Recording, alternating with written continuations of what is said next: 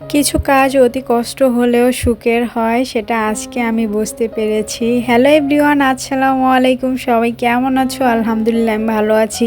আমি সাথী বলছি শরীয়তপুর থেকে। সবাই আশা করছি যে যেখান থেকে আমার ভিডিওটা দেখছো, আশা করছি সবাই ভালো আছো। তো আজকে আমি ভীষণ খুশি, কারণ আমার হাজব্যান্ডের জন্য অন্তত কিছু রান্না করে পাঠাতে পারবো, এই জিনিসটা ভেবেই আমার ভালো লাগছিল। যদিও আমার রান্না করতে অনেকটাই কষ্ট হয়েছে, কিন্তু তাও আমি ভীষণ খুশি, কারণ ওকে নিজের হাতে কিছু রান্না করে খাওয়াতে পারবো। 2-3 দিন পর একটা লোক আসলে যাবে তার কাছে, আমার হাজব্যান্ডের কাছে। ওরা এক বাসায় বা এক রুমেই থাকে। তো ওই ভাইয়া বললো যে আপনার যাই দিতে ইচ্ছে করে আপনি দিবেন। তো আমার হাজব্যান্ডের জন্য আজকে আমি অনেক কিছু রান্না করব। অনেক কিছু বলতে অনেক কিছুই দিব, কিন্তু রান্নার ধরন আছে 3 পদের। তো এখন আমি রান্না বসিয়ে দিয়েছি অনেক সকালেই, তাই আপনাদের সামনে আজকে আর অন্য কোনো কাজ আমি দেখাবো না। আমি আজকে এখন রান্না করব হচ্ছে রাজহাঁস। ওর জন্য আমি রাজহাঁস আনিয়েছি। আপনারা যারা আমার আগের ভিডিওগুলো দেখেছেন তারা অবশ্যই দেখেছেন যে আমি রাজহাঁস এনেছি ওর জন্য। তো আজকে সেই রাজহাঁসই রান্না করে দিব। তো আমার ভিডিওটা দিতে একটু লেট হয়ে গেছে, এই ভিডিওটা আরও 2-3 দিন আগের। তো আশা করছি সবাই দেখবেন, সবার ভালো লাগবে। প্লিজ ভিডিওটা দেখা শুরু করার আগে একটা লাইক দিয়ে দিবেন, ছোট্ট একটা রিকোয়েস্ট করছি। আর পুরো ভিডিওটা অন্তত 4 থেকে 5 মিনিট দেখবেন, না হলে না অনেকটা বেশি চ্যানেলের জন্য ক্ষতিকর হয়ে যায়। আসলে দেখা যায় আমার অনেক আপুদের আমি ভিডিও দেখি, কিন্তু আসলে আমার ভিডিওগুলো কেন যে তারা দেখে না বা দেখার সময় পায় না, আমি সত্যি জানি না। যাই হোক, আমি অনেকটা সময় ফোনের পিছনে ব্যয় করি।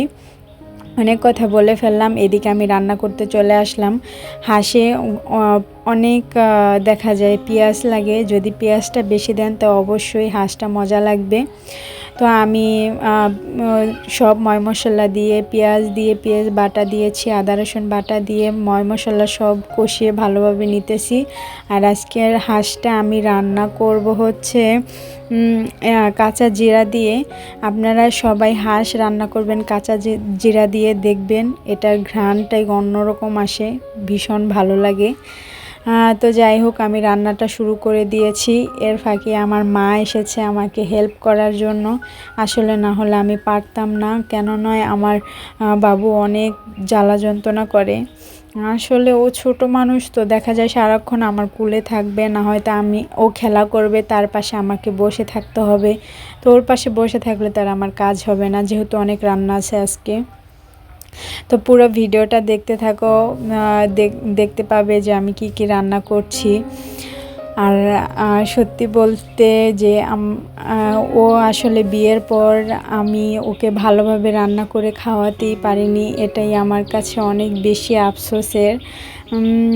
স্বামী স্ত্রী এক জায়গায় থাকলে দেখা যায় সব সময় রান্না করে খাওয়ায় বা করে, তখন এত ভালো লাগা কাজ হয়তো বা করে না, আমি জানি না সত্যি। কিন্তু বিয়ের পর আমাদের বিয়ে হয়েছে 7 গিয়ে 8 বছর চলতেছে। তো এর মধ্যে আমরা টোটাল মনে হয় যে দুজন একসাথে মানে ভেঙে চুরে আর কি, ও যখন আসে বা ওরকম আমি মিলিয়ে বলতেছি যে এভারেজ আমি 2 বছর মনে হয় একসাথে থাকিনি। তো বলেন, আমি 8 বছরের মধ্যে 2 বছর দুইজনে একসাথে থাকিনি, কতটা টাইম ওকে আমি খাওয়াতে পারিনি ভালোভাবে রান্না করে। সারা জীবনে এরকম প্রবাসী বউদের স্বামী স্ত্রী দুজনের অনেক কষ্ট সত্যি। কেন নয় যে এই জিনিসটা, একটা জিনিস ভালো লাগে যে অনেক দিন পর আসে, এই জিনিসটা খুবই ভালো লাগে। যাই হোক, এখন আমি রান্না করে দিতে পারছি, এটাই অনেক বেশি। তো এদিকে দেখেন আমি ক্যামেরাটা একদম অন্যদিকে ঘুরে গেছে। আমি রান্না করছিলাম হচ্ছে ওর জন্য কোয়েল পাখি। তো সেটা দেখাতে পারলাম না, আসলে ক্যামেরাটা কিভাবে কি হয়ে গেছে বুঝতে পারিনি। আর এদিকে আমি চাপা শুটকি ভুনা করে দিচ্ছি। তো দেখেন আমি এখানে রসুন দিয়েছি, পেঁয়াজ আর হচ্ছে তেল দিয়ে ভালোভাবে কষিয়ে নিতেছি। এই ভর্তাটা কিন্তু অনেক বেশি মজা হয়েছিল। আর এদিকে দেখেন চাপা শুটকিগুলো আমি ব্লেন্ড করে এনেছি, ওইগুলাই এখন দিয়ে দেব। যাই হোক, একটা প্রবাসীর জীবনটা অনেকটাই কষ্ট। এটা যারা প্রবাসে থাকে তারাই বলতে পারবে, বুঝতে পারবে।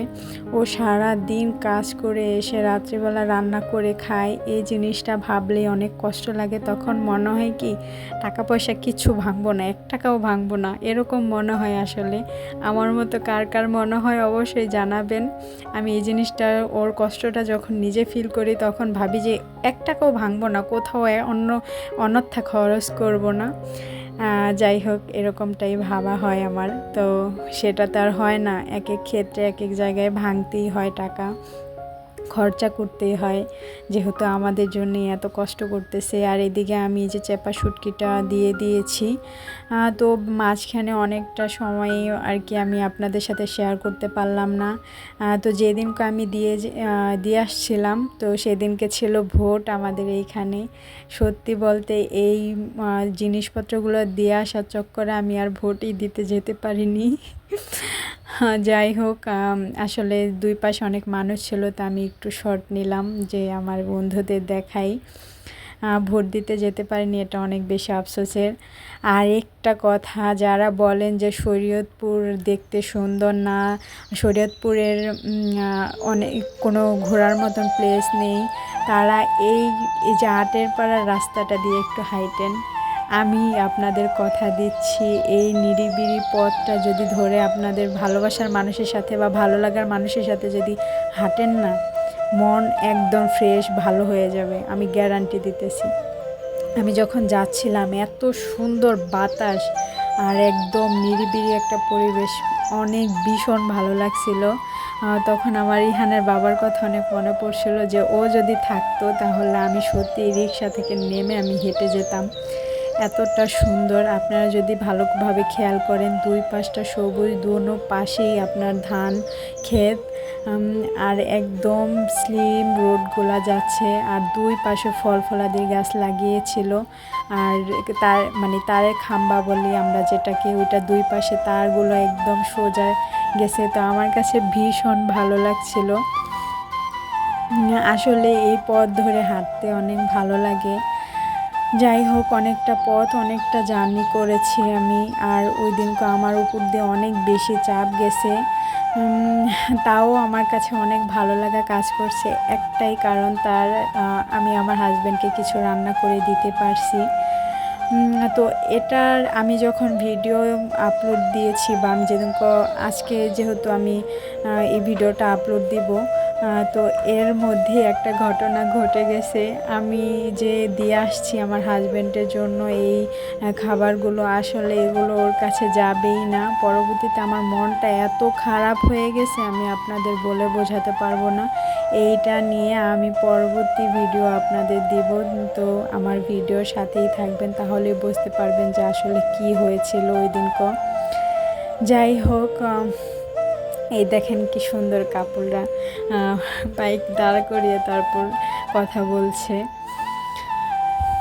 তো সবাইকে একটা রিকোয়েস্ট করছি, প্লিজ আমার ভিডিওটা আপনারা ভিতরে ঢুকে তারপর সাথে সাথে চলে আসেন, এটাতে কিন্তু অনেকটাই ক্ষতি হয়। যাদের আমার ভিডিও ভালো লাগে তো অবশ্যই দেখবেন, আর যাদের ভালো লাগে না তারা স্কিপ করে চলে যাবেন। আর আমার প্রিয় আপুরা এত সুন্দর সুন্দর কমেন্ট করে, যা আপনাদের বলে বোঝাতে পারবো না। অসংখ্য ধন্যবাদ আমার প্রিয় আপু, মিষ্টি আপুরা। তো এর ফাঁকে আমার ছেলেকে নিয়ে আমি একটু শর্ট দিয়েছি, দেখেন। ও তো রিকশায় উঠলে একদম খুশি হয়ে যায়, রিকশাকে পুরো গাড়িতে উঠলেই খুশি হয়ে যায়। অনেক বাচ্চারা আছে ঘুম আসে, কিন্তু ও ঘুম আসবে না, ও এইদিকে তাকাবে ওইদিকে তাকাবে, এই হয়েছে অবস্থা।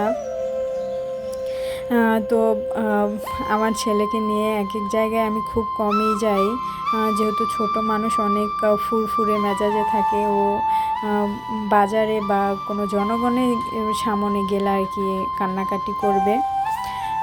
তো আজকের ভিডিওটা আর নিচ্ছি না, সবাই ভালো থাকবেন, সুস্থ থাকবেন। আল্লাহ হাফেজ, আসসালামু আলাইকুম।